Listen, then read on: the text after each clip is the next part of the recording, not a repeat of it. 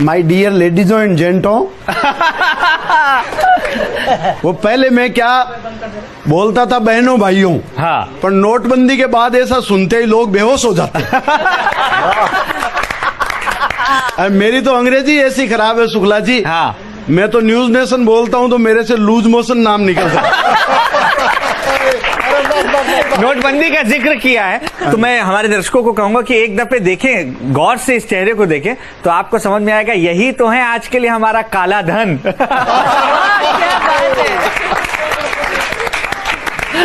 बिल्कुल सर, काला धन ही है। ये मेरे को शुक्ला जी कहा कि होली के लिए बढ़िया प्रोग्राम करना है, तो देखो मैंने होली के हिसाब से उधर से फिरोजी कलर से लेकर केसरिया, हाँ, सारे रंग है यहाँ पर। गुलाबी। बहुत खूब, बहुत खूब, तालियां वालियां बजाओ, बहुत खूब। अच्छा, मैं तो क्या गांव का रहने वाला हूँ, आजकल जयपुर में आके रहने लग गया। जयपुर को आप जानते हो पिंक सिटी, गुलाबी नगरी हाँ। कहते हैं।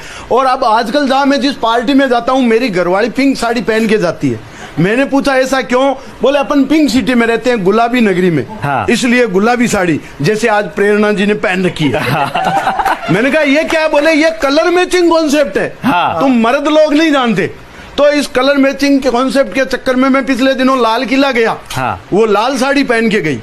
मैं हरियाणा गया, वो हरी साड़ी पहन के गई। मैं पीलीबंगा गया, वो पीली साड़ी पहन के गई। अक्षय जी, मैंने तो अज्ञात आशंका के चलते नागालैंड का टूर तो कैंसिल ही कर दिया। समझदारी है, समझदारी है। बहुत खूब। अपन मारवाड़ी आदमी है, इतनी तो समझदारी रखता ही है। कहाँ रिस्क है, कहाँ रिस्क नहीं है, वो आपको मतलब मारवाड़ी आदमी रिस्क तो लेता ही नहीं। वो एक मारवाड़ी आदमी तरबूज बेच रहा था गारंटी के साथ, बोले लाल निकलेगा, मीठा निकलेगा, नहीं तो डबल पेमेंट वापस। हाँ। इतने में ग्राहक खड़े थे, एक आदमी वापस आया तरबूज लेकर के, बोले भाई साहब आपकी दुकान से ले गया था, आप तो कह रहे थे लाल निकलेगा, मीठा निकलेगा, नहीं तो डबल पेमेंट वापस। ये देखो एकदम सफेद, एकदम फीका। मारवाड़ी ने उसके कब्जे से तरबूज लिया, अपने पास रखा, बोले भाई साहब ये तू ले गया था क्या? इसी को ढूंढ रहा था, ये 500 रुपए का है, शुगर फ्री वाला। ये है असली मारवाड़ी। वो आपको याद होगा पिछले दिनों वो एक दुनिया का सबसे सस्ता फोन आया, 250 रुपए में बिक रहा था, और 5 दिन में उसकी बुकिंग बंद। क्योंकि एक मारवाड़ी ने कंपनी में फोन करके पूछा, दुनिया के सबसे सस्ते 251 रुपए के फोन जब आया तो मारवाड़ी ने कंपनी में फोन करके पूछा, बोले भाई साहब पूरा पेमेंट एक साथ नहीं दे तो किस्तों में कितने का पड़ेगा? क्या बात, वाह वाह वाह। अच्छा, अभी आपने गधे की कविता सुनी, हाँ। अब दूसरे गधे की सुनो।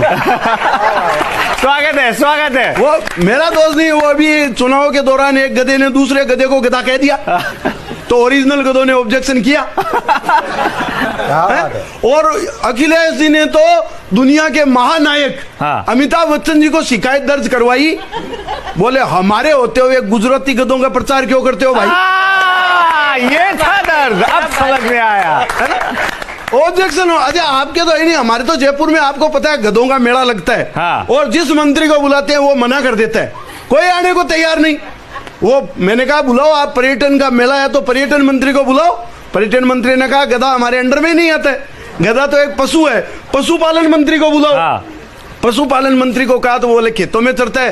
कृषि मंत्री को बुलाओ, कृषि वाले को कहा तो गधा मिट्टी ढोता है। खान वाले को बुलाओ, खान वाले को कहा तो बोले गधा पालतू जानवर है। गृह मंत्री को बुलाओ। मतलब गधे इतने कंफ्यूज, गधों को पता ही नहीं वो किस मंत्रालय के अधीन आते हैं। हालांकि मंत्रालय के लोगों को पता है कि वो किन गधों के अधीन आते हैं। ये थी बात। मैंने तो मंत्री जी से ही पूछ लिया, भाई आप आने में टालम टोल क्यों कर रहे हो मेले में, आपको क्या बेइज्जती होने का डर है? बोले नहीं, बेइज्जती होने का डर नहीं है, वहां तो हमारे खोने का ही डर है। मैंने कहा सही बात तो यह है नेताजी, आजकल अपने भाइयों में बैठने में कौन राजी। मैंने अभी 104 उपग्रह एक साथ भेजे, वैज्ञानिक ने उसने पूछ लिया यार आपके इतना दिमाग में आइडिया आया कैसे? हाँ। बोले भाई साहब मैं ट्रेन से जाता हूँ, इस बार मेरा रिजर्वेशन नहीं हुआ, जनरल बोगी में गया तो ये आइडिया आ गया। बहुत बढ़िया, बहुत बढ़िया। अच्छा, अपना पाकिस्तान तो भारत की उन्नति देख के उसको बड़ी वो होती है। भारत ने 104 उपग्रह एक साथ छोड़े तो पाकिस्तान के वैज्ञानिकों ने रात दिन मेहनत करके 401 ग्रीन गुब्बारे अंतरिक्ष में छोड़े।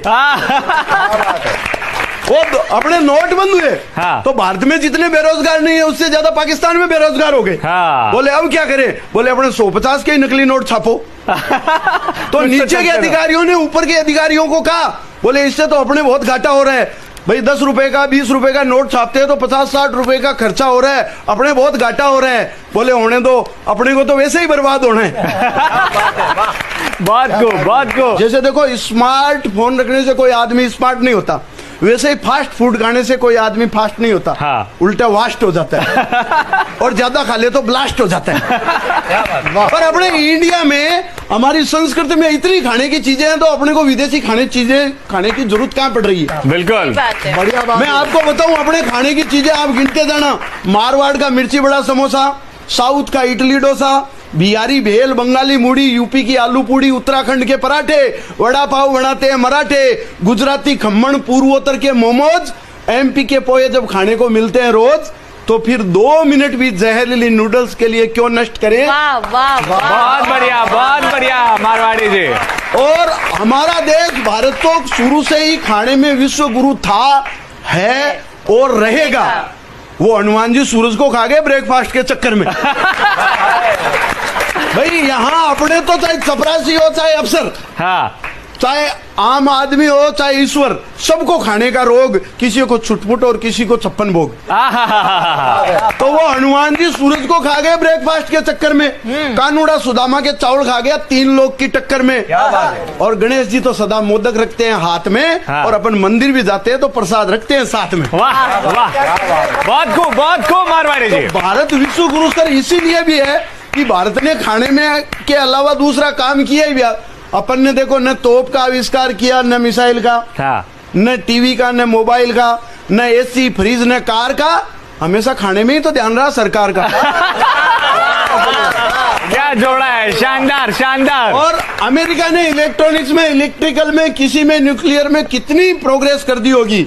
खाने में जितनी प्रोग्रेस इंडिया ने की, मेरा दावा है कोई देश नहीं कर सकता। मैं आपको गिनाना चाहता हूँ, जलेबी जैसी कॉम्प्लिकेटेड मिठाई हम इंडिया के लोगों ने बनाई। बहुत बढ़िया, बहुत बढ़िया। वो एक अमेरिका से वैज्ञानिक आया, उसने जलेबी देखी, उसने कहा इसमें न सोल्डिंग न बेल्डिंग, इसके अंदर चाशनी घुसी कैसे? वो रिसर्च के लिए, बहुत बढ़िया मारवाड़ी जी।